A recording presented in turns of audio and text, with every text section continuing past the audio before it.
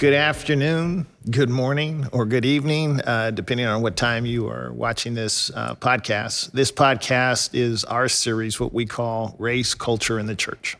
Race, culture, and the church. And as I like to share, it's like having a Venn diagram with three circles. And somewhere where each of those circles intersects is where we like to land. We don't always, but we will at least hit on at least two of the three of those: race, culture, and the church. And I am pleased to have, I think this is your third, maybe Second. Fourth. I thought it was only two. 2 times. Wow. Oh, we've got work to do. I'll be back tomorrow. I was going to say, we have work to do. Councilmember Jay Schenirer, District 5, and someone I consider a friend. Welcome back. Thank you. Good to be here. It's good to see you. And it happens to be a very warm day in the neighborhood, in the Oak Park community. But we are here. And we've got quite a bit of stuff to cover. Again, and I'll share more in a minute. But Jay is, he thinks it's time to pass the baton and move on to the next venture. So we'll get to that in a second. But I've been thinking about our time together, and it's kind of like Dustin Hoffman receiving advice in The Graduate, where the guy kept saying plastics. The last time we talked, or the only time we talked, I guess, spoke before, I said, what's the biggest challenge facing the district? And you said, homelessness. I said, is there anything else? He's like, no, pretty much homelessness is the issue. You were very prescient. That seems to be the regional, state, national Achilles heel right now, homelessness. And again, as the economy goes, I think it exposes some of the maladies that are pre-existent. And so now you have obvious signs of what ails us, if you will, homelessness. Council had a big meeting last night with County Board of Supervisors, also having a big meeting recently. Give me your perspective. I don't want to say catch us up. People can read the newspaper, but give me your perspective on where we're at vis-a-vis homelessness, and are we really addressing the issue, or are we kicking the can down the road? That's a good question. I don't think we're kicking the can down the road, but I do think it's problematic. The challenge is certainly more than any individual organization can take on. And I think that we are moving forward, and people would look at this and say, oh, a bunch of politicians, they're going to sign an agreement or whatever. But everything that we do is predicated on a long-term partnership with the county.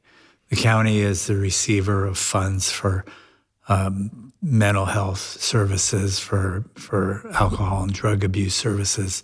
The city is not a social service agency. We can hopefully find sites to do shelter. That's what we want to do, but we need to work in partnership with the county. And probably the last time we talked, I was not very hopeful. I think I'm a lot more hopeful now after a series of meetings that we've had with our colleagues and our peers who are at the county, on the County Board of Supervisors. The relationship between Ann Edwards, the chief exec for the county, and Howard Chan, our city manager, all of those things are moving forward, not without bumps, to be sure. But I think that we will work together, and I think we can be more effective and more efficient if we do that. We have a long way to go. There's no question about it. The city point-in-time count, or the county point-in-time count, was over 9,000 people. That includes the city, or is that includes the city, but we're about 70%, 65 to 70% of the total in the city. And it's a huge problem. We don't have the resources to fix the whole problem. But we need to get after it piece by piece. We need to work together, and we need to be smarter about how we do it. Well, I guess I kind of led with my own personal feeling or bias or whatever, but what are we seeing of the 9,000 unhoused right now? 10 years ago, was it proportionally the same? We just didn't know? I'm not sure how much we didn't know, but it was not nearly this big. And frankly, I'm not sure, are all these folks from Sacramento, have we really grown from a 5,000 person count to almost a 10,000 person count in just 3 years? We hear stories of other localities bringing people here. I'm hoping that's not the case, but these are all our fellow human beings, and we need to do everything we can. It's very frustrating, for sure. I was at a point where I just didn't know what to do. We get so many calls and emails every day about encampments. And the city tried to take on probably more than it could do, for sure. But again, we can't be a social service agency. We have to work in partnership with the county and community-based organizations and whoever else is interested in helping if we're ever going to solve this problem. I think the economy is actually going to get better after a while. I was talking to our treasurer yesterday who thinks the same. And hopefully we'll have funds to do more. But right now we just need to do what we're doing, do it better. And I think we also need to protect the rights and resources of those who live in our neighborhoods who may have encampments outside. I was talking to one business person downtown who spent $17,000 in the last year replacing windows on his building. That doesn't work for anyone. We have to figure out, along with just housing people, what are the mental health challenges, what are the substance abuse challenges, and deal with those head on. I ask you to put on your king for a day hat or something. Yeah. Have we, from your perspective, reached a point of, as a community, social, emotional fatigue when it comes to this? Absolutely. I think people are fed up. I think that some of the reactions and actions taken by the city and the county will probably be harsher than they would have been a year ago. I think people drive around the city and see the encampments that we have and the fact that we're not able to do anything about it, despite the calls we get. We're under court order not to move anyone right now. People are fed up with it and don't want to live in a city like that, and there's a lot of fear, some of it justified. So again, I think we have to take all of these things head on. We need to talk about them very openly. We have to recognize what the problems are and then hopefully chart solutions. We don't really have, I've called it a strategic plan. We don't have that with the county, but we're developing a partnership agreement, which I hope leads us into what do we do over the next couple of years, so we're not just looking at tomorrow, but we're looking down the line. If we're looking at a couple of years, I guess that would be more, I would have a greater degree of hope that it would be something sustainable. The sense I'm getting, though, is, well, let's pass a series of ordinances right now, and let's just put a blanket over this. Let's kick the can down the road. That's this. It's like, so no more. Give me 4 foot walk space. You can't be so many feet by certain businesses or schools, and I understand that. I do, but are we really dealing with the issue? That's my question. I think we need to do both things. We need to do something. We had a lot of callers last night at City Council, and that was the message that we heard very loud and clear from the community: is you have to do something. So while this is not going to solve the problem, the sidewalk piece that we did last night, I think it maybe shows individuals and gives them hope that something can be done. At the same time, we need to figure out, again, how we work together in the county. So one of the things that we did last night was within the sidewalk ordinance, there's direction that as the city and the county develop this partnership agreement, folks who are moved from the sidewalk because they need to be moved are given priority in finding shelter and finding housing in wraparound services. So I think there's hope. It's the first time I'm hopeful. but it's because we need to collaborate, we need to work together. We haven't been doing that, frankly, in the past, and we fail by ourselves. I think we have a better chance of succeeding when we work together. I would completely agree on that. Let me pivot. Do we get to the next easier? I don't know if it gets easier, but you were, again, at the risk of being redundant, you called it. You called it. If you should try, I need the 6 numbers for the lottery. I wish. Homelessness is it's the issue. It is the issue, but I think it is I won't say a proxy or a stand-in. Homelessness is big, but what it is, I believe, is that's just a third of the iceberg above the waterline. I think there's many things, but I mean, we have to, you're right. It's a symptom of something that's not working. It's a symptom of not investing in the neighborhoods we need to be investing in. It's a symptom of not providing the services that our young people need to be successful so that we can actually invest in prevention and save money along the lines. It's a symptom of people not having trust in government anymore. And that's happened for a whole bunch of reasons, partly because we haven't performed and partly because of the national scene, I think, what's going on there. But I don't think we have a choice but to put our head down and keep moving forward. I agree. I mean, my questions may not sound like I agree, but I agree. Yeah. I don't know a good alternative, but it's one of those things that even if I don't know that you need to ask me anything, but if we agree on the destination, even though the terrain may not look familiar, we've agreed on the destination. Yeah. This is where we're going. Yeah. And I think that's where, and we need to agree on how we're going to measure whether we're getting there. Right? Those are the 2 things. I agree. Food Bank is leaving town.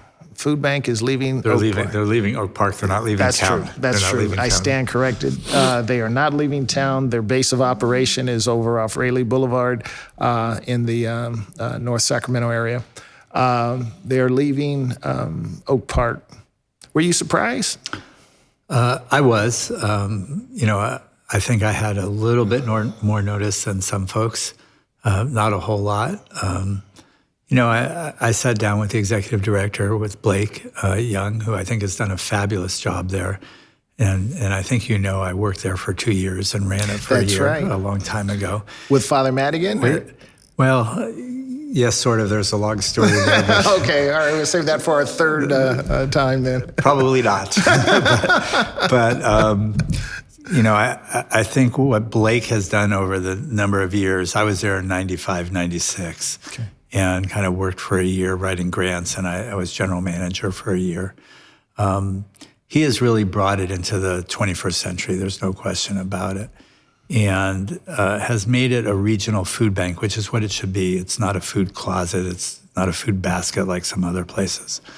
There's a model that they're using that serves the entire county, and that's who they should be serving. The decisions that were made, to me as a business person, are totally reasonable. It doesn't mean they're not emotional for a lot of people, including folks at the food bank. They've been there 50 years in Oak Park, and they are certainly an institution there. I think what people didn't realize is that the model has changed, particularly with COVID.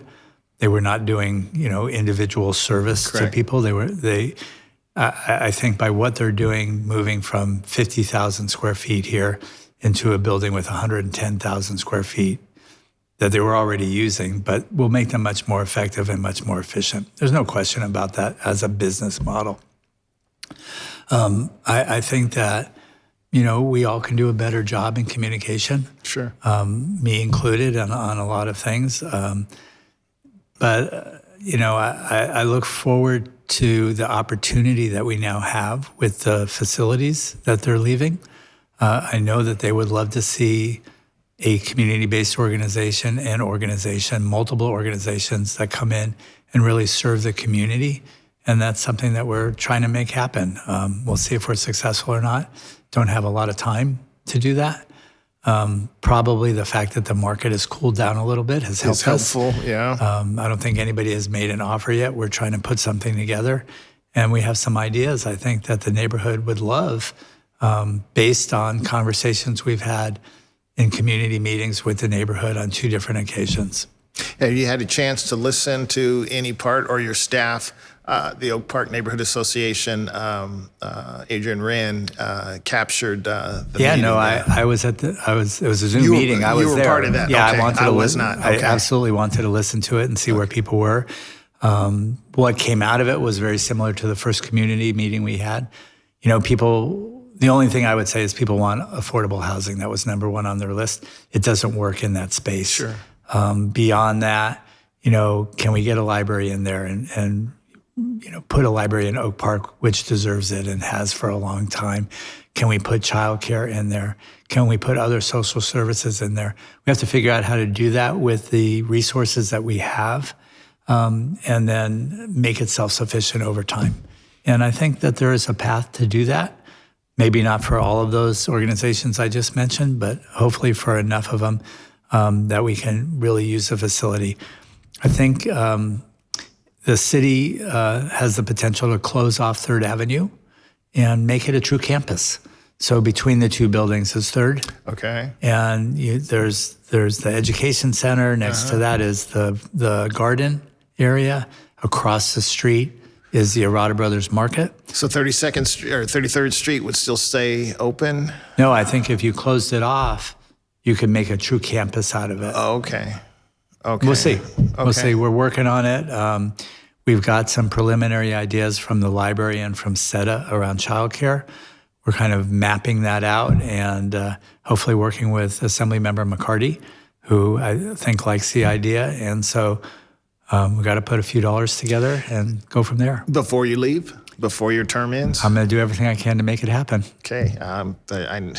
I can't say I know where you live, but I'm gonna hold you to it. And You do know where I live, but that's true. I do. If we can, but I know where your offices are. Right. More importantly, and I will definitely. I would love to. I'd love to see that happen. Yeah, it would be great. I mean, I think realistically, and this is all a heavy lift to do this quickly, but if we can get to a, term sheet, that would be great.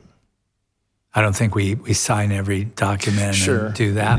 But if MOU of sorts is that with these meeting of the minds. This is kind of where we're going. I hope that's the case. Sometimes the moves like this are even bigger than the reality. The fact that you're heading in that here we go direction again. We're heading in that direction. Mm-hmm. It has the potential to really buoy the community and build trust, if you will. So I am equally hopeful and willing to do any and everything to see a successful conclusion to that space, as opposed to turning it into the next, whatever gentrified option that might otherwise be. I agree, and I certainly want to support the neighborhood on this. I think, again, I'm looking at it as an opportunity. If you think about where the food bank was or is today prior to the move, it's not, it serves the community, but not directly. Correct. So if we can do something in there that is more direct service, it would be an exciting value add for the neighborhood, I think. Fingers crossed. Fingers crossed. We'll keep working on it. Speaking of crossing fingers and being optimistic and hopeful, Aggie Square. Aggie Square. I was there. It wasn't your presentation. You were part of the presentation at Aggie Square last week. I think it was last week. There's a lot of, I want to say there's a lot of foam core pictures, and then there's a lot of, I don't know. I just help me, just help me, because those Hollywood fronts. You look behind it. It's like, is there something there behind that? I see a lot of pictures. I hear a lot of words. Yeah. What's your perception, and are we headed down the right track? I guess is what I'm asking. Well, I think there are multiple tracks, and some we're on, and some we're not on. Okay. And by choice or not by choice, it really doesn't matter. We're dealing with a huge institution with the University of California, right, at Davis. For me, the most important thing that we're looking at is the jobs piece. And so I do think we're on the right track there in a couple of ways. Number one, just the building has commenced, and they're using the labor that they said they would use, and a lot of that is local. So we're in good shape on that. We talked long and hard about a job center to do training, because if UC is going to meet its obligation, which is in the community benefit agreement, to hire 20% local, we need to make sure there are pipelines and training so people from Oak Park and the surrounding communities have what it takes to fill those jobs. And we're not just talking about janitorial jobs or custodians or things like that. It should be across the board. And some things will take longer than others. I have always felt it's the city's responsibility to create those pathways. We used some money that we had put $500,000 out of CARES funds. We've hired a consultant who is putting together the infrastructure or recommended infrastructure for a job training center. I'm excited about that. We have made some inroads with UC about how they do what they do, about their temporary job program, which is a great gateway to a permanent job. So I'm hopeful there too. I think that, nobody would deny it's a large bureaucratic institution, and sometimes I think they would admit that themselves. They would admit that, and sometimes you're inside of it and you have no idea where the outside is. Correct. I don't know I would agree. how that works. So, but I think we've found a few individuals in their respective places in the organization who can help us make this happen. So for me, the housing piece hopefully will happen. That's another thing that I think we're going to get to. The transportation issues we're going to get to. The piece about keeping people in their homes, the anti-displacement measures that we've got $10 million that we're putting into. Those are all happening. The long-term solution here for displacement, for other things, there are good, high-quality jobs. And so if we can get this job training center up and running and fulfill the jobs that are needed through Aggie Square, and frankly at the hospital system as well, I think we'll be in good shape.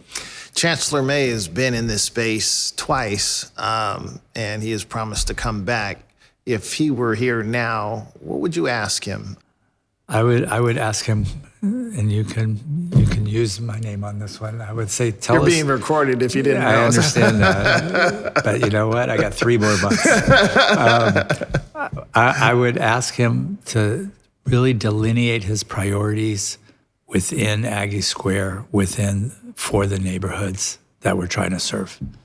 What does he want to accomplish, and when will he know he's been successful, and why will he know he's been successful with that? That's very reasonable. I would have asked that, honestly. That would have been an upfront question. I'm surprised that hasn't been part of the conversation from our City of Sacramento initial conversation surrounding Aggie Square. Yeah, again, it's a huge institution. We're dealing with lots of different folks.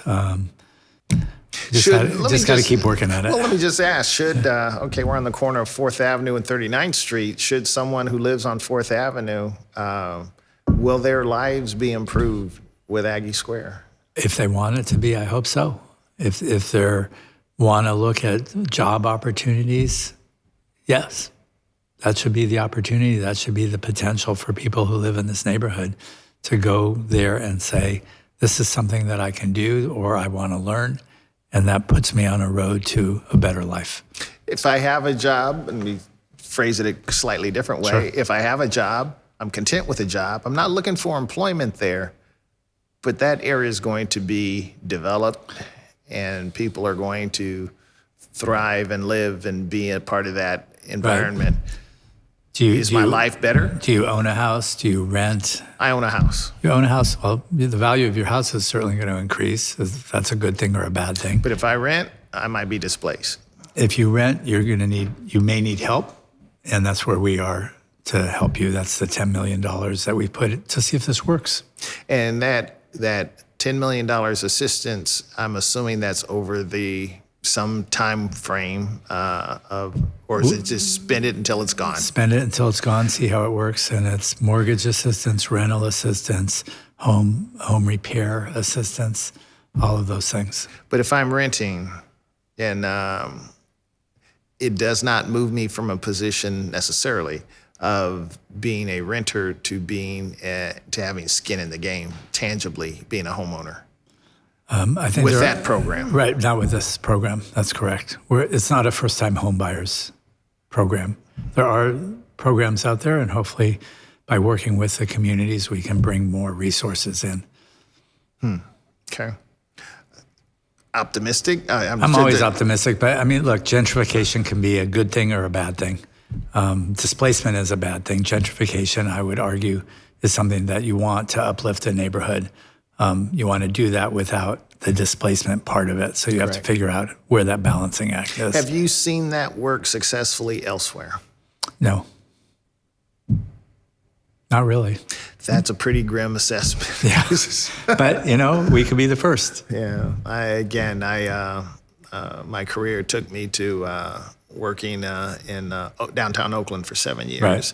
And I saw what took place in West Oakland and the gentrification that took place there. And the folks that were there at one point are not there now. Right. And the area is transformed. And one of the things I always, I just say, put out, I believe what you do, not just what you say. Yeah. And that's, be it City, UC Davis, Aggie Square. But gentrification is going to happen one way or another. So how do we mitigate the negative impacts? That's the question for me. I'd agree, but that has to be an act of will. That I choose to do that. I'll never forget. I didn't pursue it. I was being asked to pursue a PhD program at Florida State, and the chancellor, the dean of the School of Business, he said, whether you pursue this or not, in X number of years, that's gonna pass. So the only difference is you'll have a degree or not. Wow, that's pretty succinct, pretty profound. Similarly, what you just shared, it's like, okay, well, it's gonna happen. How is it gonna happen, and how will it benefit? What are use the Aggie Square terminology, what are the community benefits? Right. How does this tangibly make a difference for me as a homeowner or a renter that have been in Oak Park for a generation? And it's going to happen. So this is good for me? It's bad for me? I hope that, if you live here and you want to walk down Stockton Boulevard, it's going to look a lot different. That we're going to have thriving businesses, hopefully locally owned, that want to come in or that are there now that will do better. So it's kind of working at it and seeing what works and not. I think there is a great desire within the city council to invest in the neighborhoods that are most at risk, to invest in our corridors that have decayed for so many years, and do it with the folks who live there, not to them. So it's not on my list of questions. But, well, then we can't do it. I'm sorry. So Oak Park has got a rich, storied history. Where would you place Oak Park in terms of communities? Not to this is better than this is better than this park or that park. It's how does it stand alongside other communities within the framework of the City of Sacramento? How is it from a I Street perspective, not necessarily a District 5 perspective? What's Oak Park? Is it an orange to be squeezed to extract juice? Is it a crown jewel? How is Oak Park viewed? I think it was a crown jewel at one point, and I think it's on the pathway to be that again. It doesn't mean, again, there aren't bumps in the road on this. It's vibrant, but again, it's about making sure that folks who've lived there a long time are part of what's happening there and that we're not doing to them. I mean, I will say and admit that when you walk around 34th and Broadway, 35th and Broadway, it looks very different than it did 10 years ago when I first, or 12 years ago when I first got elected. Maybe even 5 years ago. Yeah. Or 5 years ago, Yeah. I think the clientele is different. It's a lot more North Oak Park, which is gentrified. There's no question about that. So again, it's working within the boundaries that we have to try to keep these things that, the last few years have been tremendously difficult, right? Everyone would admit that. Sure. Between the aftermath of George Floyd, the pandemic, everything else that's happened here, it's been really hard. And I think we as a city did the right things with the CARES money, with all the federal funds, the one-time funds, because we invested those. So the hard decisions, right? But we had a choice, and others did, here's 100% of our money for rental assistance, so we make sure nobody gets kicked out of their homes. And I understand that. I think we did a lot more investment in our young people. We did investments in small businesses to help them stay, because to me, that's more of a long-term solution. You can go spend your money now, or you can spend it in a way that hopefully comes back. There is a return on it. There's generational wealth that we want to build. And there was a return on investment. Many, many, many more businesses would have gone out of business had we done what others had done with the funds that we had. So I'm excited about it. I think we have a lot of youth programming, which is something I care deeply about. That's working for young people and working for young people in the neighborhoods. We need more of it, which is why we need to pass Measure L. We'll get political for a second on this. Go right ahead. Which would guarantee probably about $10 million a year for youth programming. We can't do this one-off. We're going to invest in this program, and a year later, they're going to run out of money, and they either have to shut down or find a new funding source. That doesn't work, and it's wasteful. We need to believe in prevention. We need to believe in investing in our young people for the long term. That's what Measure L does without raising taxes. It's really about what are the priorities of the city. And if a priority is youth, then we need to fund it, and that's what that does. Is Measure L, I won't say aside, I mean, it's Measure L, but is what you're sharing about the care, the generational care concern, more than just filling potholes, if you will? Does that permeate all parts of City of Sacramento government? Not even close. But it's changed, I would say, as far as thinking about how we support young people. When I first got on the council, I was pretty alone with that. I would say the mayor at the time, Kevin Johnson, did support a lot of what I was trying to do, but I couldn't count to 5. I couldn't get 5 votes for anything, really.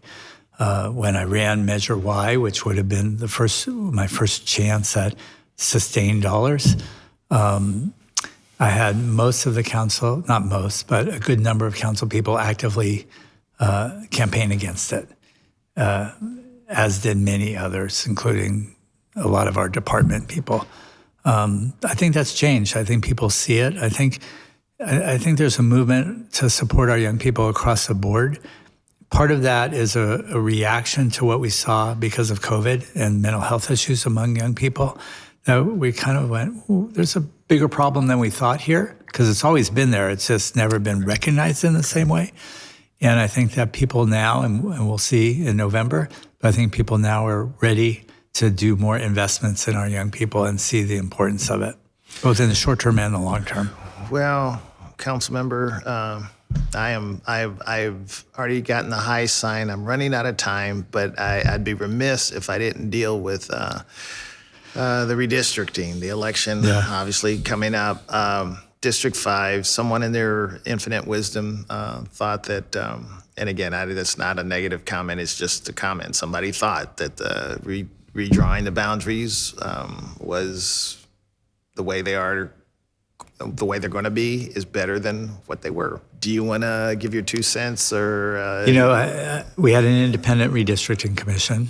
I won't argue with that. And that was kind of a reaction to what happened a decade ago in redistricting when I first got elected, which there was an all-out battle between our former mayor and a council person, that first resulted in Oak Park being taken out of District 5 and then the Med Center being taken out of District 5, all of that. So the pendulum swung all the way to the other side. The reasoning behind lowering the average median income in District 5 by 16% and boosting it by 13% in District 7, which is where a number of our wealthier neighborhoods went, to me is just wrong. I don't understand why someone would think if you put if you made a district that much poorer, it would have somehow better representation. Particularly when you look at District 5 and you work backwards. Prior to myself, it was Lauren Hammond, African-American woman. Before Lauren, Deborah Ortiz, Latina. Before Deborah, it was Joe Cerna, Latino. And I would argue the person leading in the campaign at that point was Latina. So you've taken that off the board. I don't understand the reasoning behind it. I guess I do, but I completely disagree with it.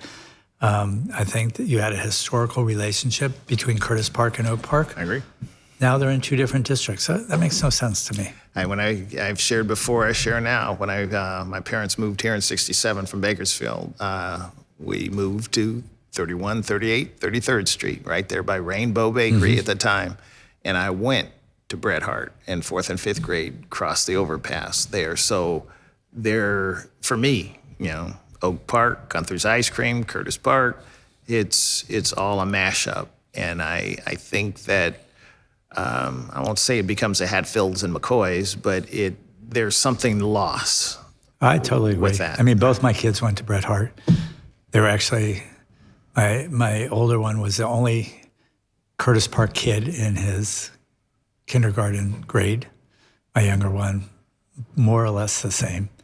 But again, I don't believe in the reasoning of the way it was split up. No other district was changed by more than 3% on their average median income. The fact that we went down and we're 16% poorer, that just makes no sense. Well, hopefully, sooner rather than later, you'll be able to help make sense of that. And we'll see. We will. I won't even ask you. You will be back into this space with whatever hat you're wearing. Either I catch you before November or the end of the year, December 31st of this year, or after that, I'm going to ask that you come back and be a part of this conversation going forward. Absolutely. Jay Schenirer, council member, District 5, and personal friend. Thank you so much.